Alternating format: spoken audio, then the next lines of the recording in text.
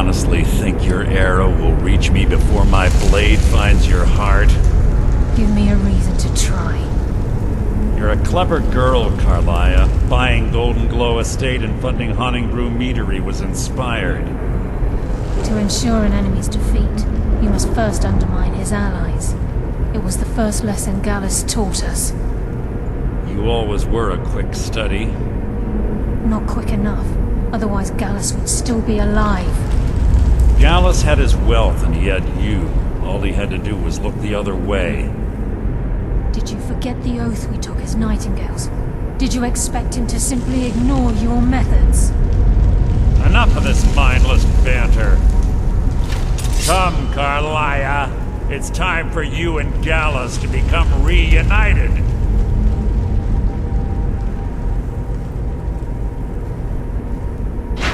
I'm no fool, Mercer.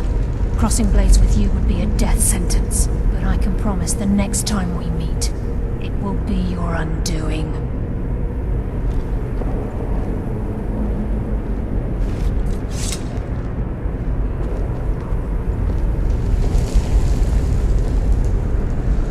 How interesting. It appears Gallus's history has repeated itself. Carlia has provided me the means to be rid of you, and this ancient tomb becomes your final resting place. But do you know what intrigues me the most? The fact that this was all possible because of you. Farewell. I'll be certain to give Brynjolf your regards.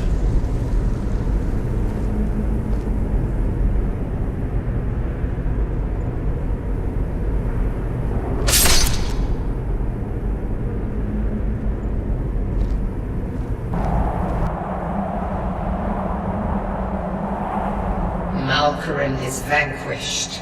Skyrim's dead shall remain at rest. This is as it should be. This is because of you. A new day is dawning, and you shall be its herald. Take the mighty Dawnbreaker, and with it purge corruption from the dark corners of the world.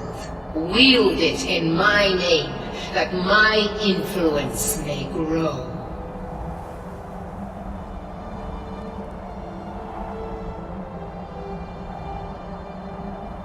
May the light of certitude guide your efforts.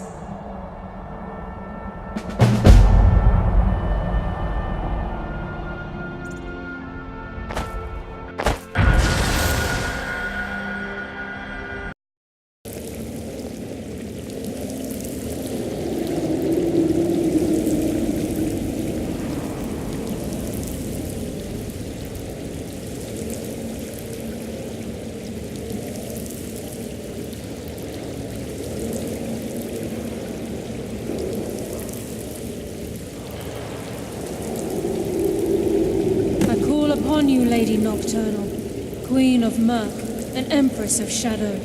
Hear my voice. Ah, Carlia. I was wondering when I'd hear from you again. Lose something, did we? My lady, I've come before you to throw myself upon your mercy, and to accept responsibility for my failure. You're already mine, Carlia. Your terms were struck long ago. What could you possibly offer me now? I have two others that wish to transact the oath, to serve you both in life and in death. You surprise me, Carlia. This offer is definitely weighted in my favor. My appetite for Mercer's demise exceeds my craving for wealth and grace. Revenge. How interesting. Very well. The conditions are acceptable. You may proceed.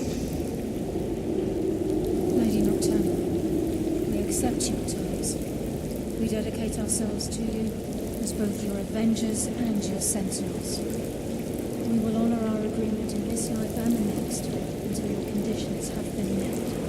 Very well. I name your initiates Nightingale. And I restore your status to the same, Carlisle. And in the future, I'd suggest you refrain from disappointing me again.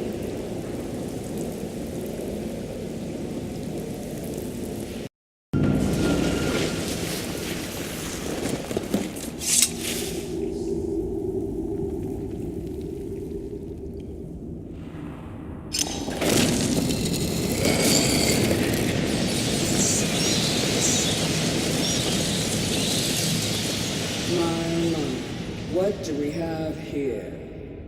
It's been a number of years since I've set foot on your world. Or perhaps it's been moments. One tends to lose track. So, once again, the key has been stolen, and a champion returns it to the sepulchre. Now that the Ebonmere has been restored, you stand before me awaiting your accolades. A pat on your head, a kiss on your cheek. What you fail to realize is your actions were expected and represent nothing more than the fulfillment of your agreement. Don't mistake my tone for displeasure. After all, you've obediently performed your duties to the letter. But we both know this has little to do with honor and oaths and loyalty. It's about the reward, the prize. Fear not. You'll have your trinkets, your desire for power, your hunger for wealth. I bid you to drink deeply from the Ebonmere mortal, for this is where the agent of Nocturnal is born. The oath has been struck, the die has been cast, and your fate awaits you in the Everglow. Farewell, mighty warriors. See to it that you stay this time, won't you?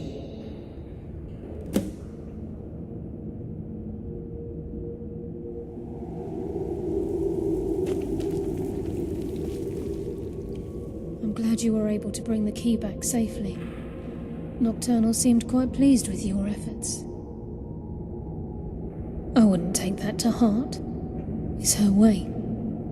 Think of her as a scolding mother continually pushing you harder to be successful, outwardly sounding angry, but silently content. I assure you, had she been displeased with you, we wouldn't be having this conversation. The circles at the base of the Ebonmere imbue you with powers. Yet. Brynjolf, watch the door. Aye, lass. Nothing's get by me. Climb down that ledge. See if you can... Carlia, when will you learn you can't get the drop on me?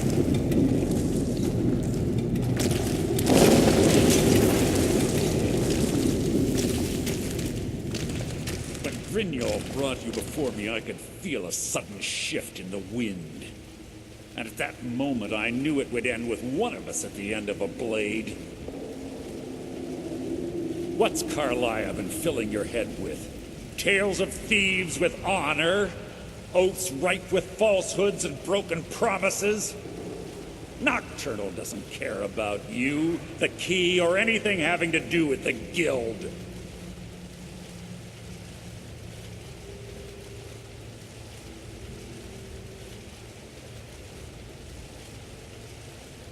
Then it appears the shadows shroud more than your presence. They blind your wisdom as well. Our actions have always been one and the same. Both of us lie, cheat, and steal to further our own end. It's clear you'll never see the skeleton key as I do, as an instrument of limitless wealth. Instead, you've chosen to fall over your own foolish code. Then the die is cast, and once again my blade will taste nightingale blood. Carlia, I'll deal with you after I rid myself of your irksome companions. In the meantime, perhaps you and Brynjolf